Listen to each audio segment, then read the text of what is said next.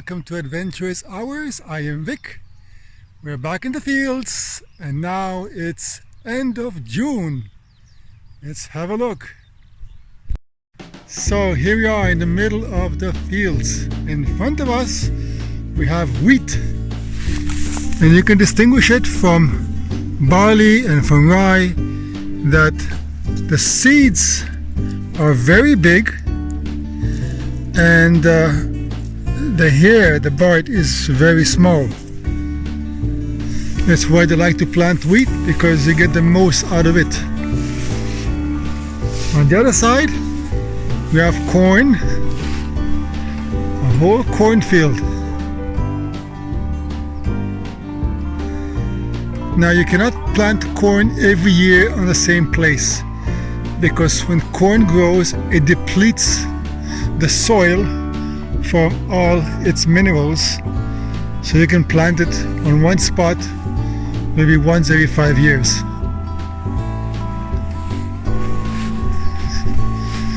Further down we're going to see Zuya. She's all the way down, and we can see a strawberry field. And here we have a strawberry field. Smells so delicious and so ripe. And you can see there all those ripe strawberries. Let's go and see some. Look at that.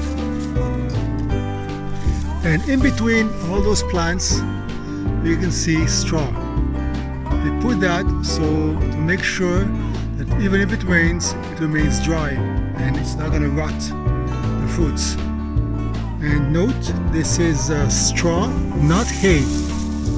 The difference is that straw is leftover stems of cereals such as wheat and rye, while hay is the dried grass. And hay is very healthy for feeding, as it's complete with minerals and vitamins, while straw doesn't have anything. It's just a stomach filler.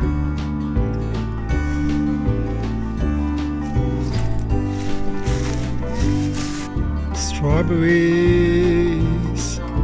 So right over here what you can see is a barley field. Barley. And you can recognize the barley as there's a cereal that has the longest hair. Ain't it beautiful? The rye is something in between the wheat and the barley. So barley is very known for its seeds. When you cook them, they're called barley pearls. And you put them in soup, such as Scotch broth. Very, very tasty. So, what do you do with barley? Well, first of all, of course, you have the famous barley pearls.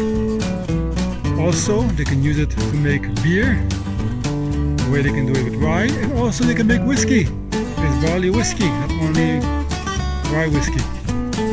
And many more other things that you can do with this wonderful cereal. Here again, another field. And this is the famous sugar beet. Still growing, still small, but then it becomes huge. Sugar beet. Out of this, they make the white sugar.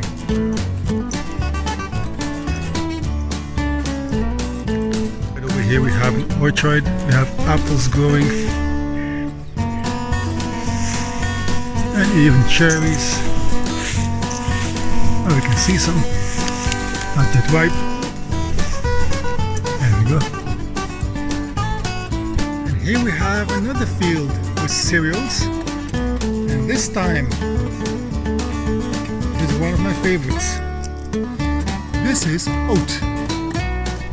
Out of these you make oat flakes. And out of oat flakes you make oatmeal, what you call in England porridge. This is very, very healthy, full of fibers, full of protein. It tastes really good.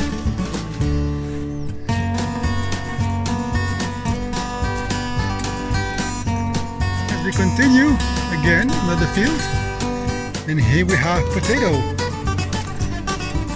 This is potato. Yes, so you have those mounds, and then they remove the mounds, and inside you have all those potatoes. The origin of potato is Mexico, and Christopher Columbus, when he went to discover the Americas, he brought potato back to Europe, and it became the main crop beside wheat for the population to eat. Oh, here we have somebody took some potatoes. There we go, potatoes.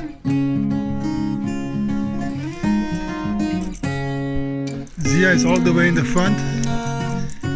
There's nothing that she enjoys more than being in the fields. Between the fields, you can always find some very beautiful flowers. Here you can see a lot of barley fields. All to the end, barley. And this side as well, barley. Barley is very tasty. So we can see a small difference between the hay and the straw. Here we have cut grass, which is drying out to become hay. You can see it's a complete grass with seeds, with the straw. It's full of vitamins, it's rich in minerals, and it is very healthy and good for feeding the cattle. While on this side you can see the stems of the barley, and these stems are actually almost useless. All the minerals and vitamins are here inside those seeds. So once these are being removed, those stems become actually even useless, and it's not good to feed the cattle with straw. And what's very nice when you walk in the fields, like now at around 7 or 8 p.m., is the smell emanates from these fields. It smells really, really good. Wonderful.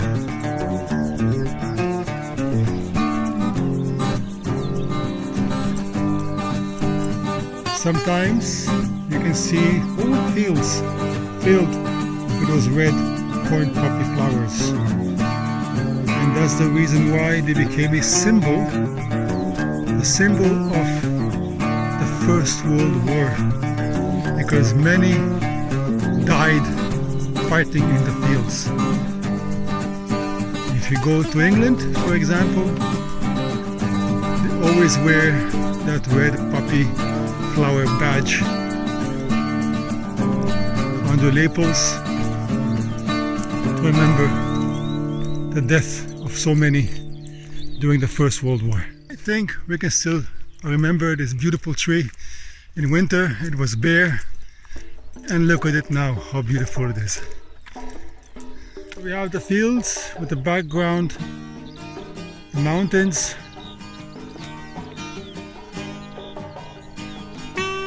Beautiful scenery. If one likes to paint, it's very nice to come here. You put your easel and you can be inspired.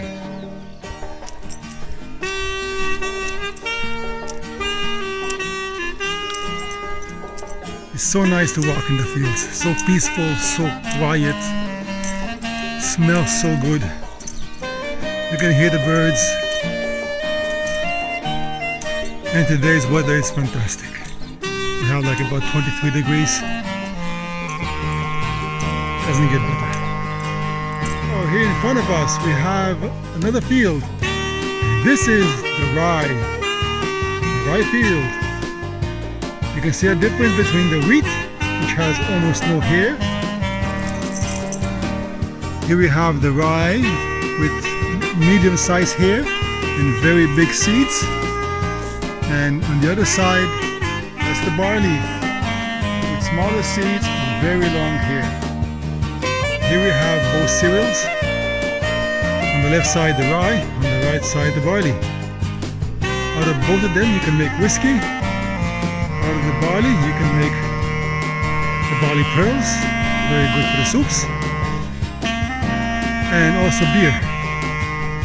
And for the rye, it's really good in bread, the black rye bread. So here we have an opportunity to see all the three cereals beside each other. So on the foremost left is the rye, in the middle is the barley, and on the right is the wheat.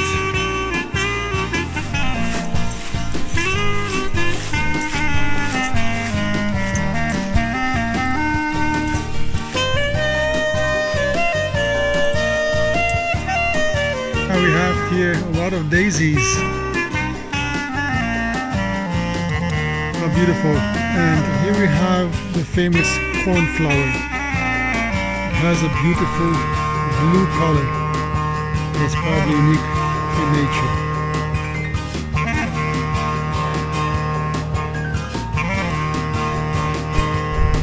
So, and here we have again another field.